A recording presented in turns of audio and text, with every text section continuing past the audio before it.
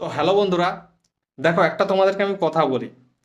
Main ব্যাপার হচ্ছে কি বলো দেখি, যারা এখন ইউটিউব দেখছে, ফেসবুক দেখছে, অনেকে ভাবছে বারে বাবা আমার বাড়ির পাশের একটা ছেলে, আমার গ্রামের একটা ছেলে একাডেমিতে গেছে, তার বিশাল ব্যাপার, তাকে এখন ভিডিওতে দেখা যাচ্ছে, বাড়ির লোক ওর ভিডিও দেখে আমাকে কথা শোনাচ্ছে। এরকম তোমরা অনেকে চিন্তা করছো। তো তোমাদেরকে আমি একটা কথা বলি, মেন ব্যাপার কি বলো দেখি, সেখানে ভিডিওতে যতটুকু দেখানো হয় না, যারা খুব ভালোভাবে কথা বলে, বানিয়ে কথা বলতে পারে, তাদেরকে দিয়েই ভিডিওটা বানানো হয়। আর বাকিদের তো দেখানো হয় না।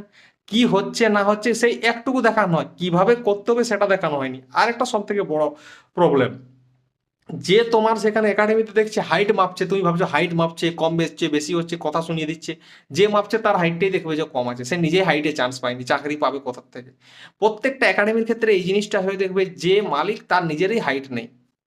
সব থেকে বড় সমস্যা এটাই। তো আশা করি কথাটা বুঝতে পেরেছো, ফলো করবে, সাবস্ক্রাইব করবে ভিডিওটা দেখার পরে।